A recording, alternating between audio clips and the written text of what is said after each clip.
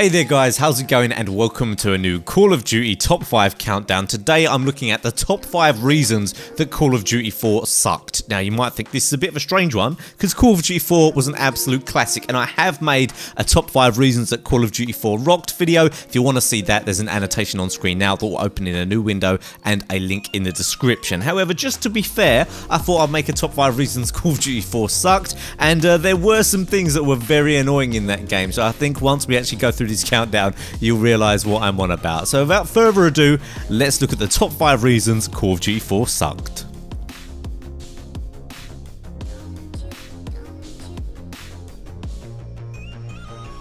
At number 5, I'm going for something that is subtle, but it's still quite annoying in Call of Duty 4, and I noticed it a lot recently when I was playing the game because I forgot that it did this, and that is, number 1, the fact that you will lose your streaks if you don't use them before you get your next streak, and also that your streak will count towards your next streak if you use it when you come in for your next life. So let's say you've just got a UAV, unless you actually bring in the UAV, if you get another 2 kills, your airstrike will override your UAV, so you've lost it. And the same obviously if you get an airstrike and then get 2 gun kills before you've called it in, then you won't be able to use that airstrike that you earned. That's a real annoying thing in Call of Duty 4, something that I think was probably overlooked in programming somehow. Also, as well as that, another thing that's quite annoying, although it's good if it's for you, but if the other team's doing it, it's quite annoying, is if you actually get, say, a helicopter and then you take a death, when you bring in that helicopter on your next life, all the kills it gets in that life count towards your next bunch of streaks. So you can get another helicopter without even having to get a kill, which was great for racking up the kills but wasn't very fair for a game balance. So number 5, something that was just a bit annoying but I think should be in this countdown, is the fact that your kill streaks didn't overlap and that they could be used to build another streak in your next life.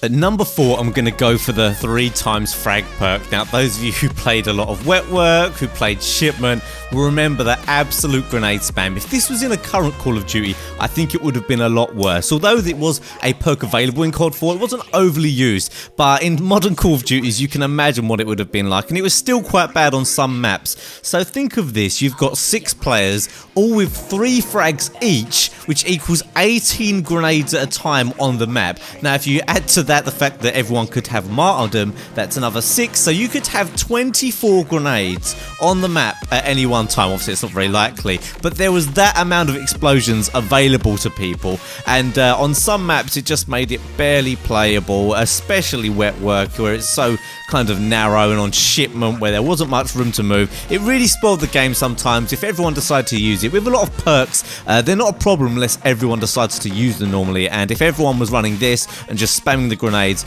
it was an absolute nightmare. So number 4 is 3 times frag.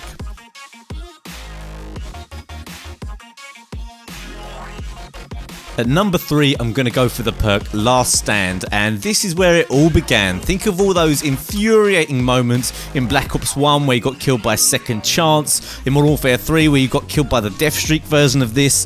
It all started here, it all started in COD 4, this is what birthed it. I don't know what they were thinking. I remember actually when the COD 4 trailer came out, they showcased this as something that was really cool, and don't get me wrong, if you were using it to drop down onto the floor with a Desert Eagle in your hand was a pretty powerful thing. But why, oh why, would you put this in a game? And why would it continue to be in Call of Duty games is the thing. It was obviously absolutely ridiculous and very much rage-inducing. So a perk that, in my opinion, should never have been in Call of Duty. So number 3 is the perk Last Stand.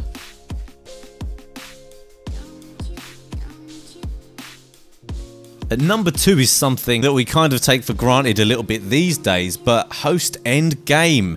Now, if you haven't played COD 4 or you've only been playing CODs recently, you won't realise that back in the day with Call of Duty 4, if the host left the game was over. These days, obviously, it reconnects to a new host, and although it's annoying, at least you get to continue with the game most of the time. In Call of Duty 4, that was it. If the host didn't like what was happening, they could rage quit, and that would be it. Game over. If you were on an amazing streak, if you were having a good game, that would be it. It would just be completely ruined, and it happened quite a lot obviously, because normally if you were on a good streak, the host, whoever that was, if it wasn't you, would quit out, so it would just be so infuriating. And there's nothing worse as well than waiting for ages to find a lobby. The game starts up and then straight away host end game, you've got to find a new lobby all over again. So this is definitely one of the worst things that was in COD 4. Thankfully it's kind of been fixed, although really they should put some dedicated servers in to kind of fix this altogether. So number 2, one of the worst things from Call of Duty 4 is when the host ended the game.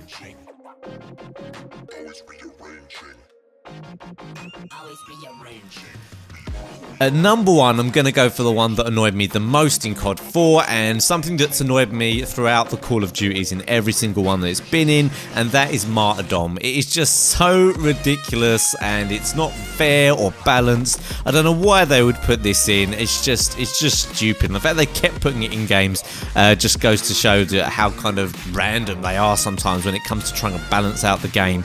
The thought of dropping a live grenade when your soldier takes a death is just weird. I mean, what happens? Do they just poop it out? Do they pull the trigger of it when they're dead? You know, are they a ghost as they die and then drop a live grenade? It's just something that's started off the kind of ridiculous perks that are in Call of Duty, and something I wish would never be in it. And when you get a whole team running Martyrdom, you can really tell the difference. These heat-seeking grenades are just ridiculous. I put this in my top 5 worst perks of all time video, and I'm sure you can understand why. It was just infuriating, especially in some of the close quarters maps when you're trying to rush around to die just by no fault of your own, by the fact that they just dropped a live grenade out of their ass. Absolutely infuriating. So the number 1 reason that COD 4 sucked for me was the perk Martyrdom. So that's it for my top 5 reasons Call of Duty 4 sucks. Now, I know Call of Duty 4 was actually a great game for me in my opinion, but I had to pick 5 things out, and I think you'll probably agree that these things were very annoying. Next up, I've got Call of Duty World at War, so leave your comments down below. Let me know what you think sucked and what you think rocked about Call of Duty World at War. I've definitely got some ideas already. I'd love to see your feedback as well. Also, if you wouldn't mind taking a second to smash that like button, I really appreciate that. Let's see if we can get over 500 likes on this one. We've been getting near 1,000 on some of these, and of course don't forget to check out my sponsors, G2A in the link below for cheap PC games, and PC Specialist for custom PCs. If you want to get yourself a custom build, I've got 3 recommended builds over on their website. So that's it for now, guys. Check out these videos as well on screen now if you haven't seen them already, and I will see you next time.